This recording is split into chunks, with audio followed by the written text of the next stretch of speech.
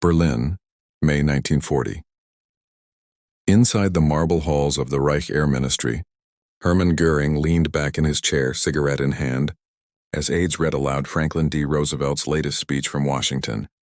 50,000 planes a year, the president had promised, a figure so vast it sounded like fantasy. Around the table, German officers laughed. To men who measured power in steel and conquest, America's words were little more than noise across the ocean. Outside, the Luftwaffe ruled the skies. Poland had fallen. France was days from collapse. And Göring, confident in his empire of aircraft, dismissed the Americans with a sneer. "They will build typewriters faster than airplanes," he said. But across the Atlantic, factories were awakening. In Detroit, the clatter of auto assembly lines began to echo with a new rhythm. Riveters, welders, and machinists turning peacetime precision into instruments of war. The hum of engines replaced the laughter. And within 4 years, those same men who mocked America's ambition would watch the skies above Europe darken with bombers bearing the white star. What had begun as a promise became a storm. And the storm was made of aluminum, engines, and belief. In the spring of 1940, the world was burning. Nazi Germany had already torn through Poland and Denmark. Norway had fallen. France was collapsing. Across the Channel, Britain stood alone, waiting for an invasion that seemed inevitable. And in Washington, a distant America watched, still technically at peace, still divided, still believing that the Atlantic Ocean could shield it from the storm. Franklin D. Roosevelt knew better. As the president stood before Congress that May, he spoke not of isolation, but of preparation. He called for the production of 50,000 aircraft a year, a number so immense it stunned even his closest advisors. It wasn't just a speech. It was a declaration of intent that democracy would arm itself with the full power of industry. To the German High Command, the claim was absurd. At the time, the entire U.S. Army Air Corps possessed fewer than 2,500 combat aircraft. American factories, still geared for automobiles and consumer goods, had no mass production lines for bombers or fighters. The Luftwaffe alone already fielded over 5,000 planes, many battle-tested from Poland to Norway. To Göring, the math was laughable. How could a nation without an army or an air force possibly build 50,000 planes? But Roosevelt wasn't counting on the military. He was counting on America itself. On Detroit's forges, Pittsburgh's steel mills, and the tire plants of Akron. He was betting that a nation of engineers and mechanics could turn imagination into metal faster than any dictator could comprehend. The key was scale. In 1940, American factories already built 3 million automobiles a year. If even a fraction of that industrial capacity could be redirected toward aviation, the numbers Roosevelt spoke of were no longer fantasy. They were mathematics. Within months, the government began laying the foundation for the largest industrial mobilization in human history. New agencies, the National Defense Advisory Commission and later the War Production Board, coordinated contracts across thousands of companies. Civilian manufacturers were invited to bid on military aircraft. Automakers like Ford, General Motors, and Chrysler suddenly found themselves designing not cars, but wings. When Roosevelt's words reached Berlin, the reaction was contempt. Göring, whose Luftwaffe dominated the skies over Europe, dismissed the plan in public speeches and private conversations alike. To him, industrial strength meant nothing without military will. He viewed America as soft, rich, disorganized, and unwilling to sacrifice comfort for war. He had watched the U.S. struggle through the Great Depression, seen its Congress debate endlessly over neutrality acts, and concluded that democracy was too slow to fight. But Göring, like so many in Hitler's circle, misunderstood the nature of American power. Germany's strength came from centralization, one man's orders executed without question.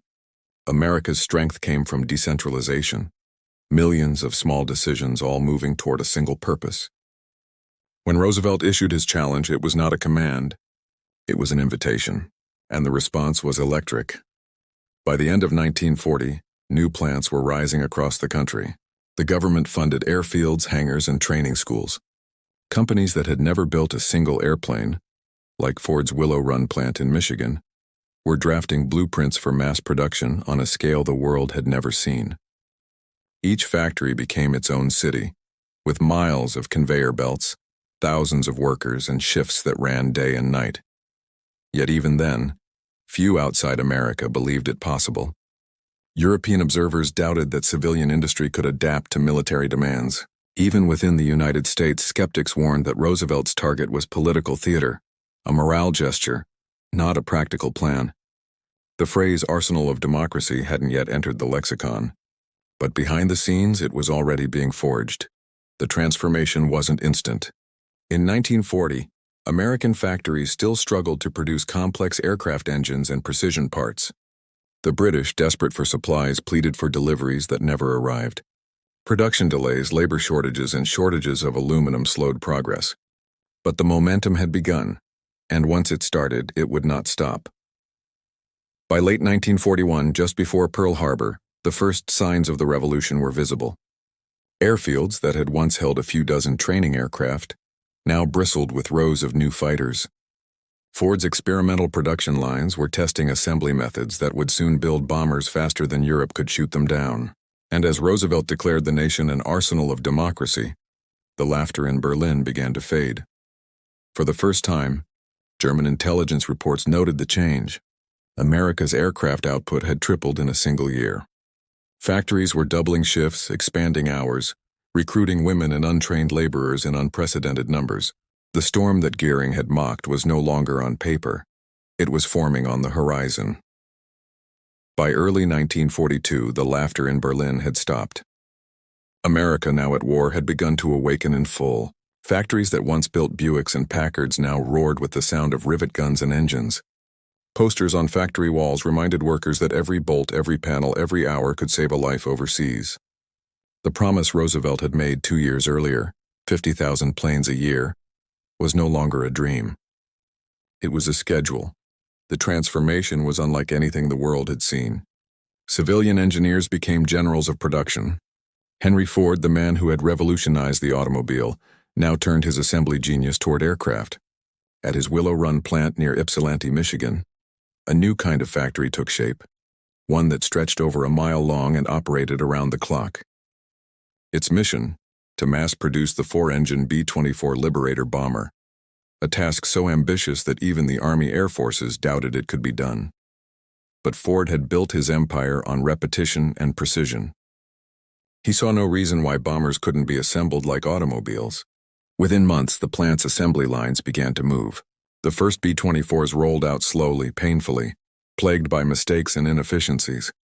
Then the rhythm changed. Engineers refined the process, workers mastered their tasks, and machinery began to flow. By 1944, Willow Run was producing one completed bomber every 63 minutes.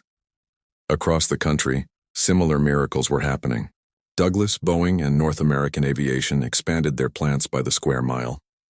Women filled the factories, welders, riveters, inspectors, and electricians, many of whom had never worked outside their homes before the war.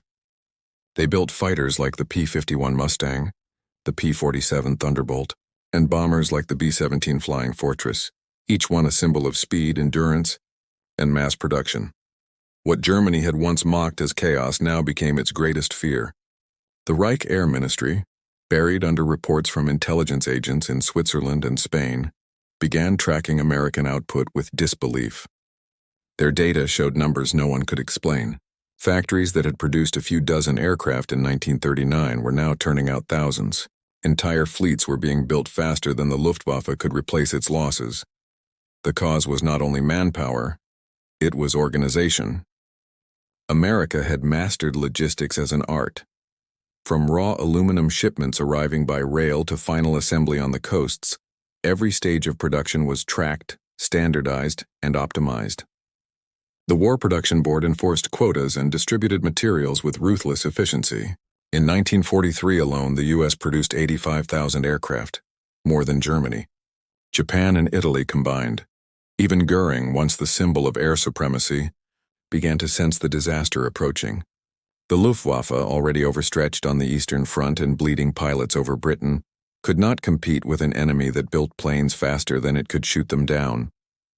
As Allied bombers darkened the skies over Hamburg and Berlin, Göring's earlier boasts turned bitter. He had once promised that no enemy bomber will ever reach the Ruhr.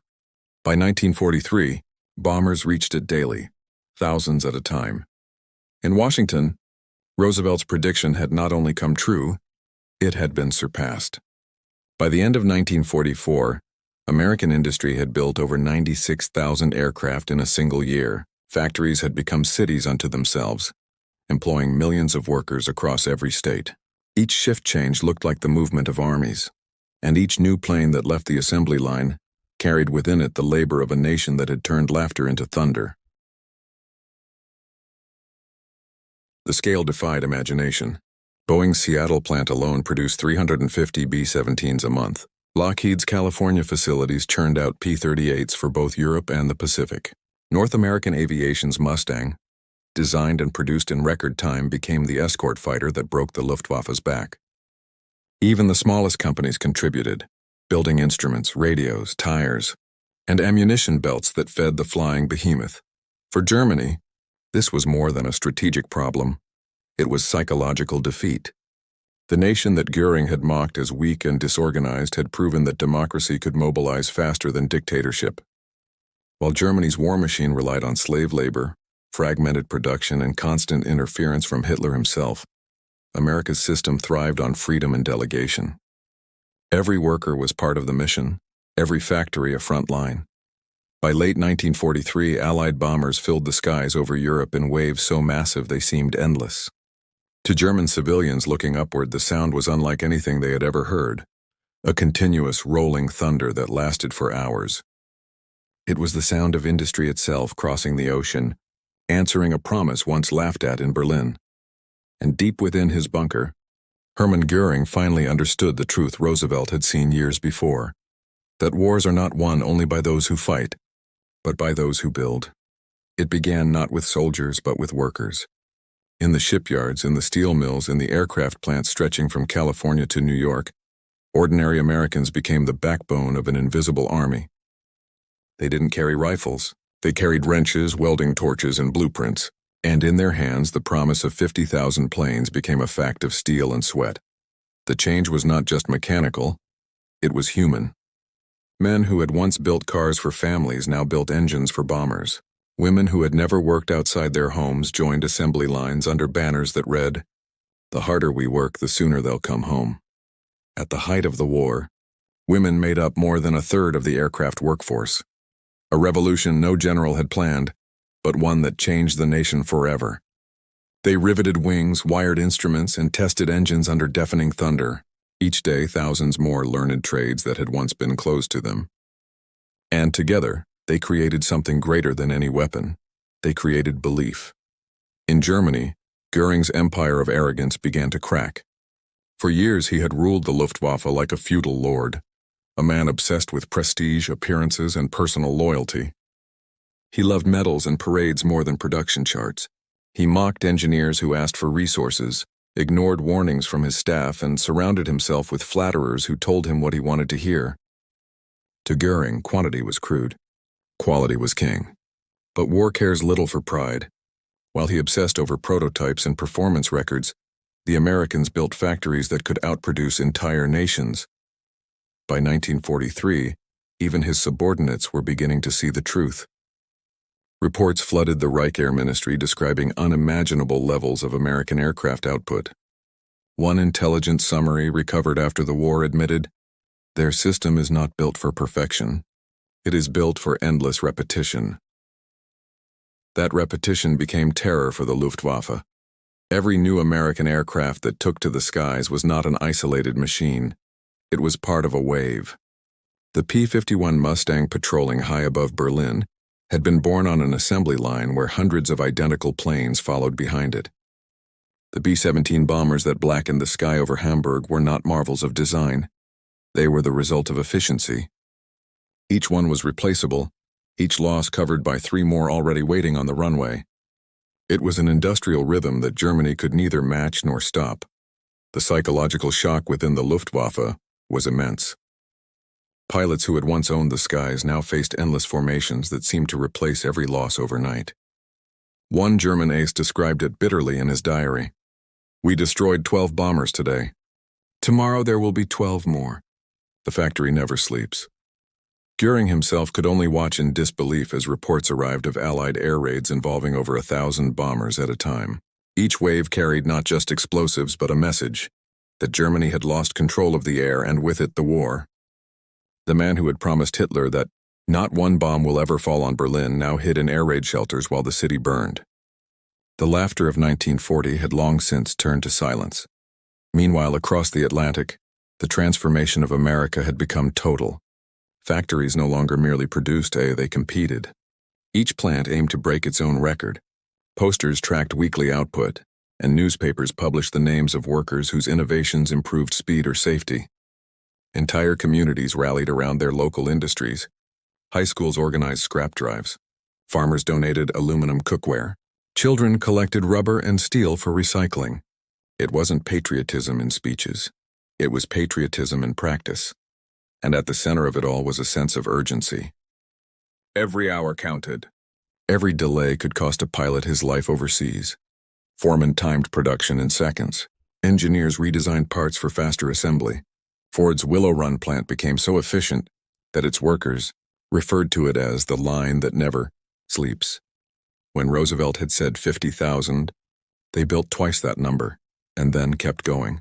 For the Germans, the most demoralizing discovery came when Allied bombers began dropping propaganda leaflets showing American production figures.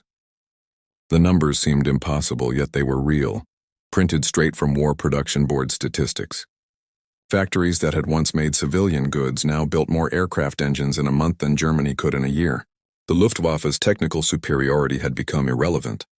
Against such scale, even brilliance was useless. In a sense, Göring had never truly believed in America's potential because he couldn't imagine a system without fear or hierarchy producing power. He had ruled by command. The Americans built by cooperation. And in that difference lay the outcome of the war. The same democracy that he mocked as weak turned out to be unstoppable once it moved in unison. Every plane, every bomb, every crate of ammunition was a vote cast by workers who believed in the cause and in each other. It was not just industry. It was identity. In every war, there comes a moment when the balance shifts, not because of courage or genius, but because of numbers too vast to fight. For the Luftwaffe, that moment arrived in 1943. The skies that had once belonged to Göring's eagles were now shared with an enemy that could not be exhausted. Each time a bomber formation fell, another followed. Each time a fighter squadron was lost, replacements appeared faster than German intelligence could record them. It was not strategy anymore. It was momentum, a tide made of steel, fuel, and will. The U.S. Army Air Forces had mastered something Germany never could: integration. Every stage of air combat, reconnaissance, bombing, escort, and resupply, was connected by communication, production, and logistics. Factories built the planes, convoys carried the parts, and training schools delivered the men to fly them, all with clockwork precision. Each component reinforced the next. Where the Luftwaffe relied on elite pilots and specialized aircraft, the Americans relied on standardization and mass. The Germans had craftsmanship. The Americans had systems. By 1943, that difference defined the war. American factories were building over 7,000 aircraft a month, a figure Göring had once considered impossible for any nation. They came from everywhere. Boeing's Seattle plant producing B-17 flying fortresses by the hundreds. North American aviation turning out P-51 Mustangs faster than Germany could train new pilots. And Consolidated's Willow Run filling the skies with B-24s at a rate the Reich could not comprehend. The Luftwaffe, once the terror of Europe, was now fighting an enemy that seemed to multiply in the air. Its pilot schools could not keep up with losses. Experienced airmen, the veterans of Spain and the Battle of Britain, were dying faster than replacements could graduate. Fuel shortages grounded aircraft that were still operational. By 1944, some Luftwaffe squadrons were flying training missions without gasoline, sitting in cockpits, pretending to maneuver in silence. Meanwhile, the Americans were turning warfare into an industry. Production was data-driven, constantly measured and improved. Engineers tracked failure rates, flight hours, and replacement cycles, optimizing every stage from design to delivery. Factories tested engines under artificial load, using sensors to identify weak points before they reached the front. It was the birth of industrialized reliability, the idea that victory could be engineered through precision, not chance. The Germans never stood a chance against that scale of organization. Their air ministry remained paralyzed by bureaucracy, plagued by rivalries between Göring, Albert Speer, and the Army's procurement offices. Hitler himself interfered constantly, demanding unrealistic designs and last-minute wonder weapons that drained resources from essential production. Projects like the Me-262 jet fighter, which could have changed the war if properly managed, were delayed and sabotaged by infighting. While American factories rolled out proven models by the tens of thousands, Germany bet everything on prototypes that arrived too late. Göring's arrogance compounded the disaster. He refused to decentralize command or share authority with industrial experts, fearing loss of personal control. He prioritized luxury and ceremony while his air force starved for spare parts. When subordinates warned him of America's overwhelming production numbers, he dismissed the reports as Allied propaganda. Even as bombers filled the skies above Berlin, he insisted that Germany's spirit would overcome machinery. But spirit could not replace fuel, and pride could not shoot down 1,000 planes at once. For the Americans, air power had become more than a weapon. It was a doctrine. Strategic bombing, though still debated by historians, represented the full realization of Roosevelt's 1940 vision. Every aircraft built in those vast American factories was part of a calculated campaign to break the enemy's capacity to fight. And it worked. By mid-1944, Germany's synthetic fuel plants were in ruins, its rail network shattered, and its cities reduced to rubble. The Luftwaffe was no longer an air force. It was a collection of survivors. Technological progress had accelerated beyond anything seen before.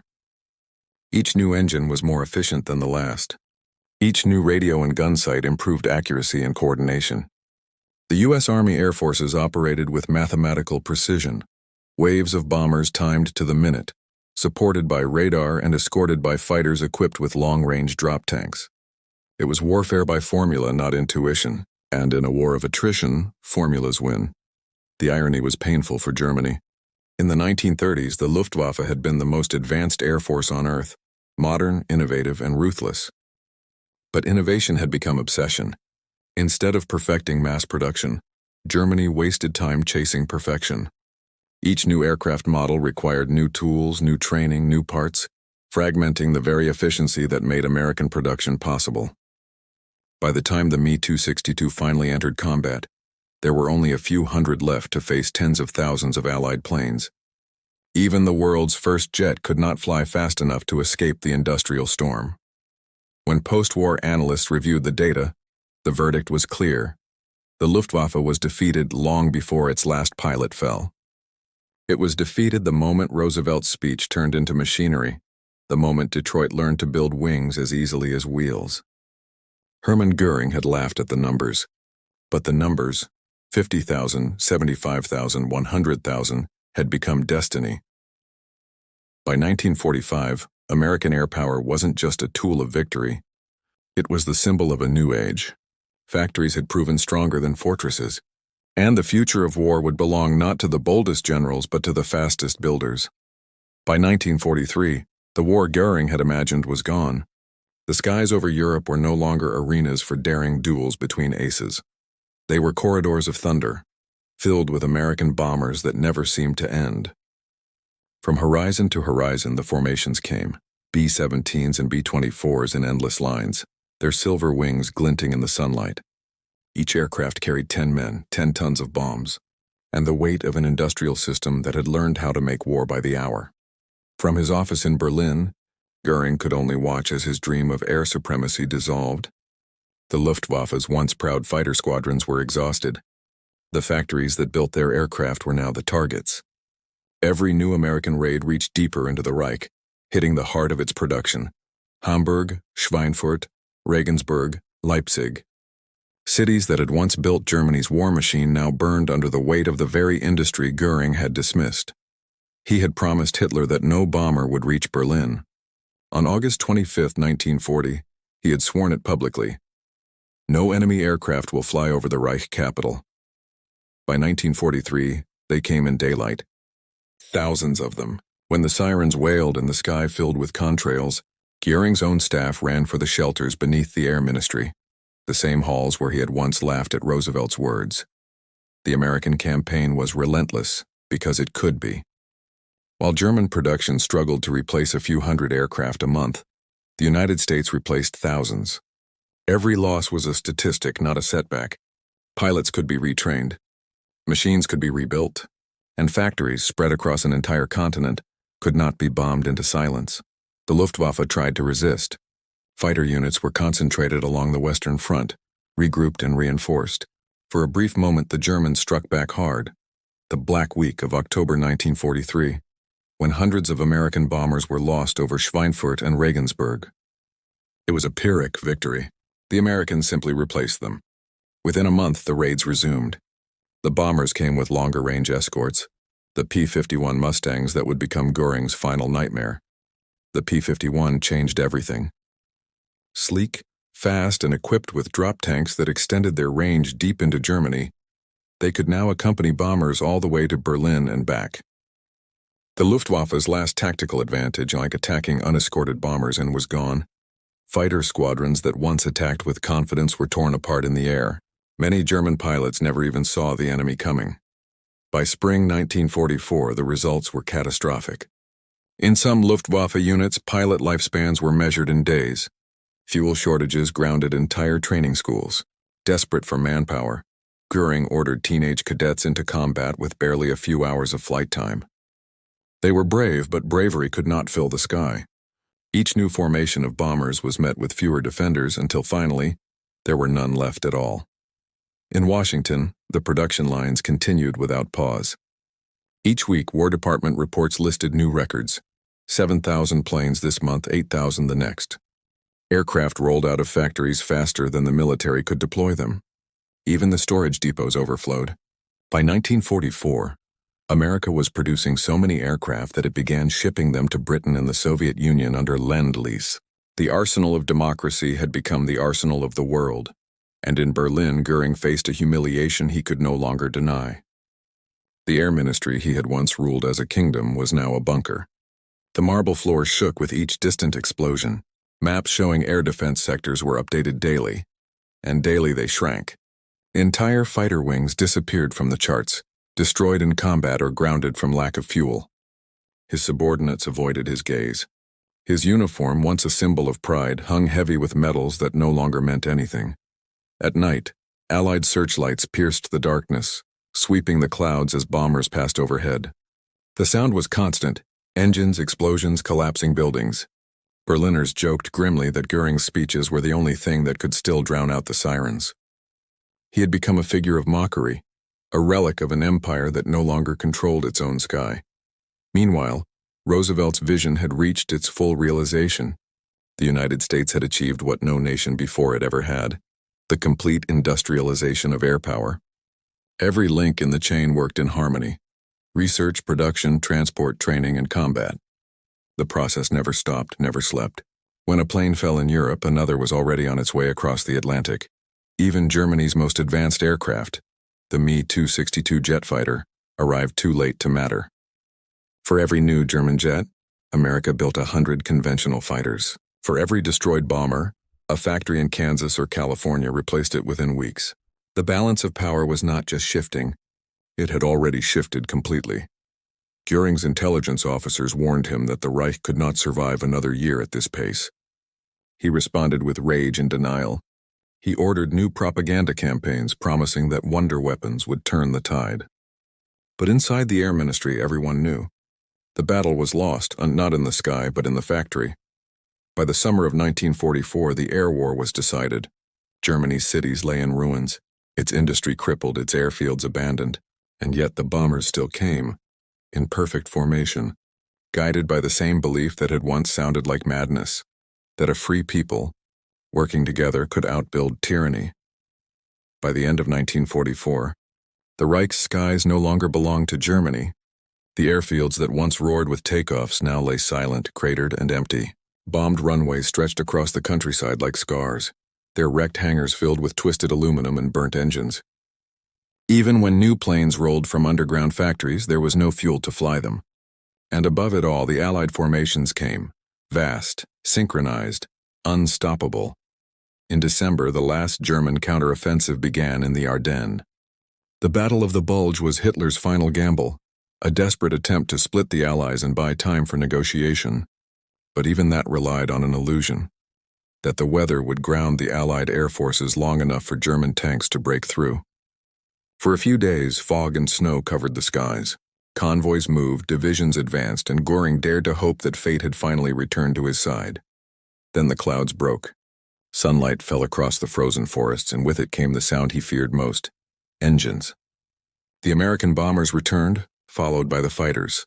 The Luftwaffe tried to rise to meet them, but few planes had enough fuel to even take off. Those that did were slaughtered. In a single week, hundreds of aircraft and irreplaceable pilots were lost. The German army below, already stretched and starving, watched helplessly as their last hope vanished in fire from above. The air offensive that followed was absolute. From January 1945 onward, Germany was bombed without pause. Every rail junction, fuel depot, and communication line was targeted. The once mighty industrial heart of the Reich, the Ruhr, became a wasteland of ruins and twisted steel. Even the transportation of coal, the lifeblood of the German war machine, was reduced to chaos. Trains ran only at night and often never reached their destinations. The collapse of the Luftwaffe was total. Göring's own reports, once full of pride and promises, now read like confessions. Fighter production still continued in numbers on paper, but most of the new planes never flew. There was no fuel, no pilots, and no time. Desperate to maintain appearances, Göring ordered phantom squadrons created, units that existed only in paperwork to inflate statistics.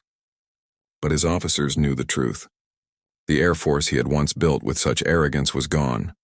Inside Hitler's bunker, the Führer raged at Göring for his failures.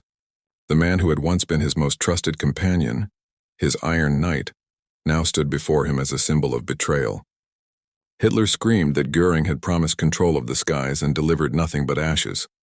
By then, Göring was a hollow figure, bloated, exhausted, addicted to morphine, and drowning in self-pity.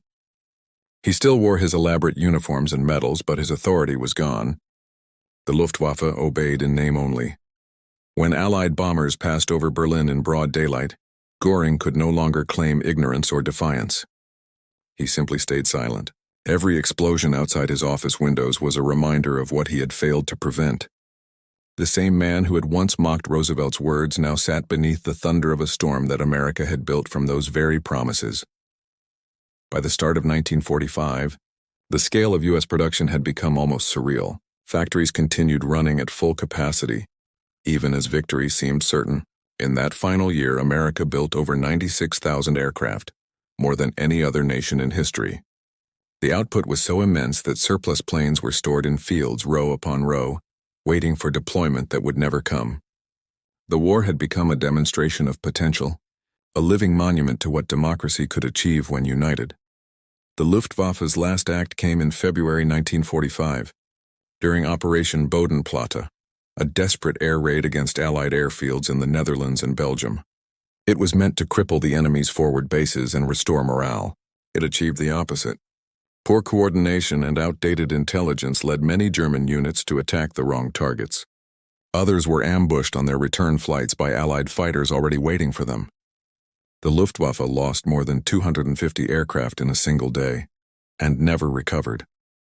In April, the bombers returned to Berlin. This time there was no resistance. The city that had once celebrated Göring's parades now trembled beneath the weight of his failure. He rarely appeared in public anymore. He knew it was over. When Hitler retreated fully into the bunker, Göring fled to his estate in Bavaria. He tried to convince himself that the Reich would survive through negotiation, that perhaps his life's work, the Air Force, would be remembered for its early brilliance. But history had already decided otherwise. He was not remembered for victory, but for laughter. Laughter at a promise that democracy fulfilled in full measure. On May 8, 1945, Germany surrendered. The war in Europe was over. In the aftermath, as Allied forces occupied the country, reporters toured the ruins of German factories. They found the remains of half-built aircraft, the last futile attempts to keep up with an enemy that had outproduced them 5-1. They found underground workshops where slave laborers had toiled in darkness, building machines that never flew. And they found the faces of civilians who had watched their cities erased by the storm that Göring had invited through his arrogance. When he was captured days later, Göring still tried to justify himself. He spoke of lost resources, of betrayal, of impossible odds.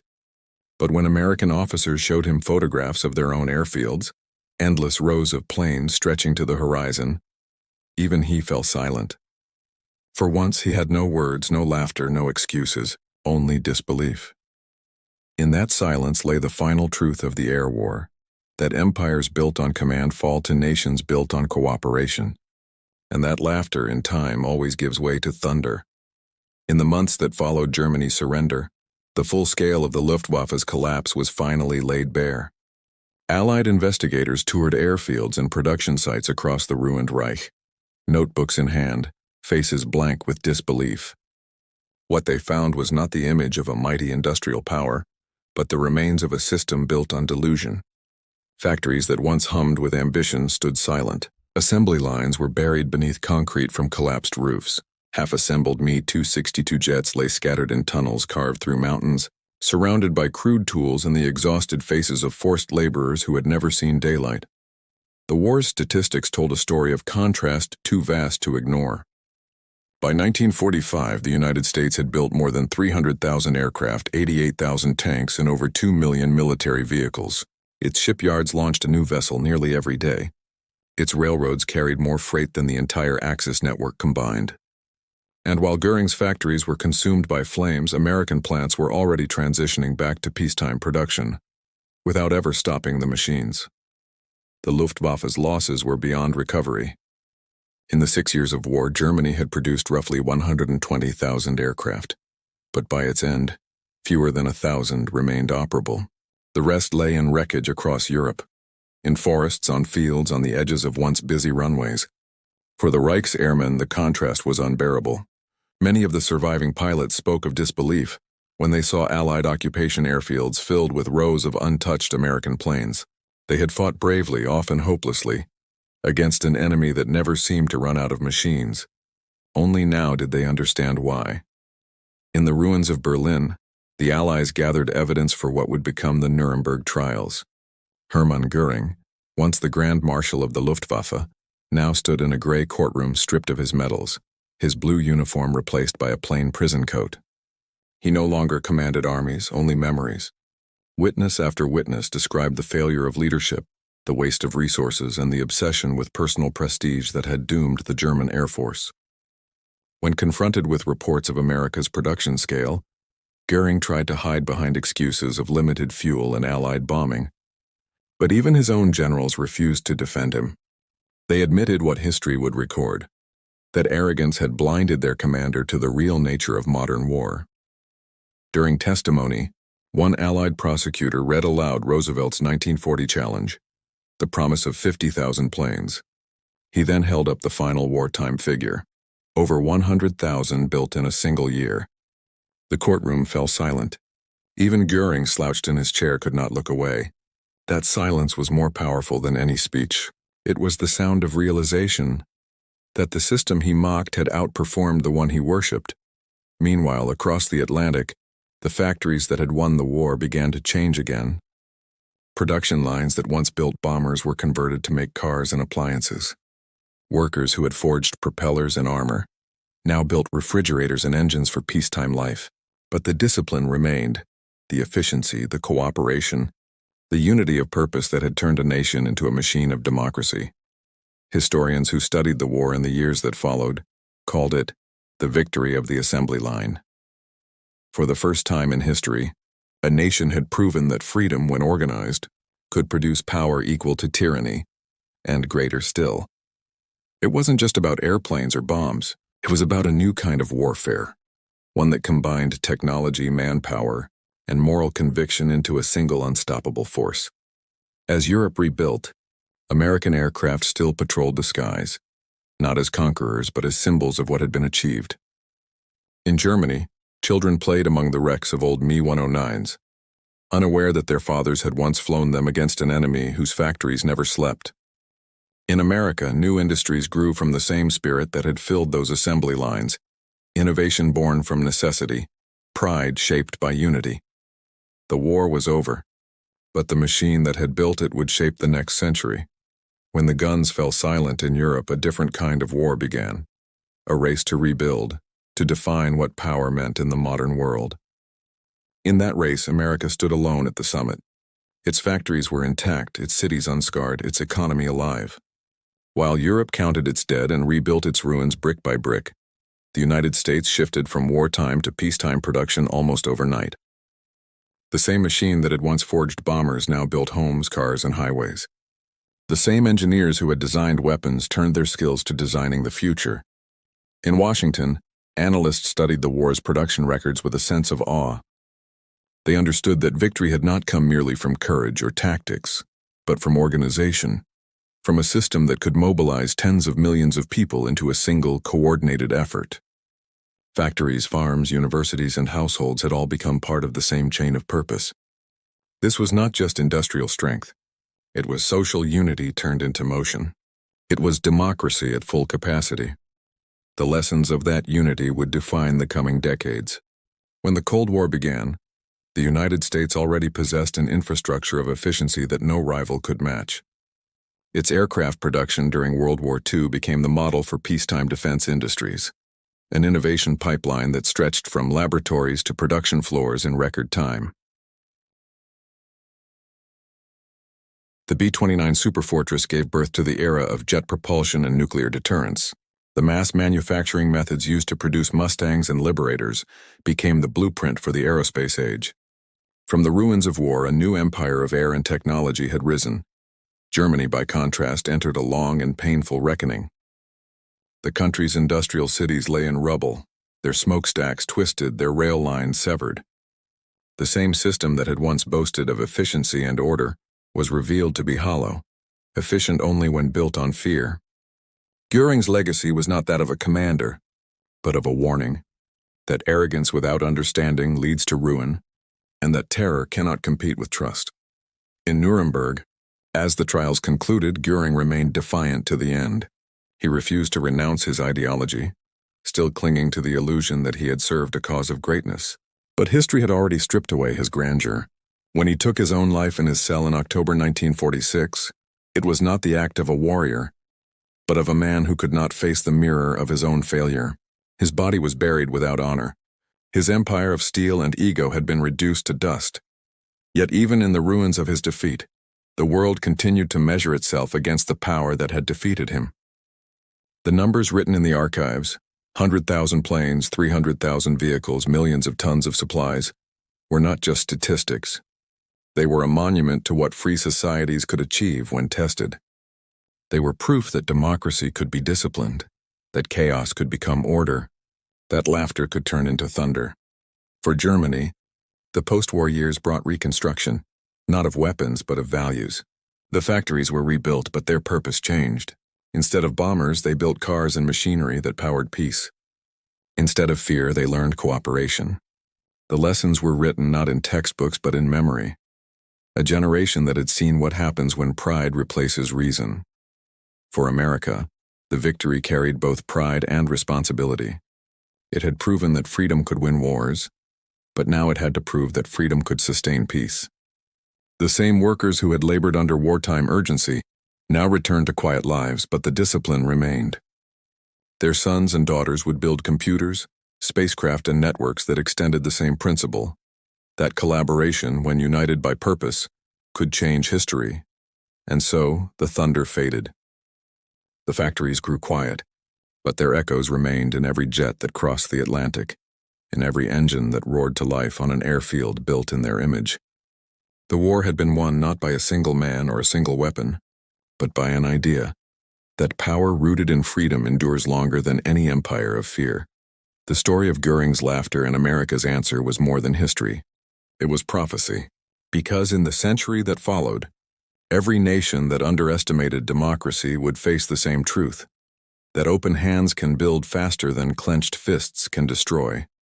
History often remembers wars by their battles, but some wars are decided long before the first shot is fired.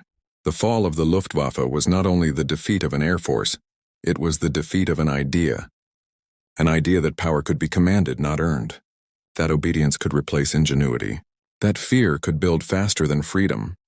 Hermann Göring laughed because he believed numbers meant nothing. He had measured the world in medals and rank, not in machines or men. He saw democracy as weakness, a place where voices argued, where decisions took time. He never understood that argument is strength, that disagreement can build momentum, that unity born from choice can move mountains. Across the ocean, Americans proved him wrong without ever meeting him in battle. They fought with blueprints, with welding torches, with the rhythm of factories that never slept. Their weapon was belief. Belief that ordinary citizens could achieve the extraordinary when trusted with purpose. That belief built 100,000 planes, carried millions of soldiers, and turned a promise into thunder heard around the world. When the smoke cleared, the truth was undeniable. Arrogance collapses, freedom endures. Empires fall to silence, but the hum of progress never stops. In the end, Göring's laughter was not silenced by bombs or bullets. It was drowned out by the sound of engines, built by people he had dismissed as incapable. Every bomber that crossed the Atlantic, every fighter that pierced the clouds was a rebuke written in steel. It said, "You cannot outbuild a nation that believes in itself." And so, long after the war ended, the echo of that thunder remained, a reminder that power is not the privilege of the few but the creation of the many. That freedom, when forged with purpose, can turn ridicule into history's loudest answer.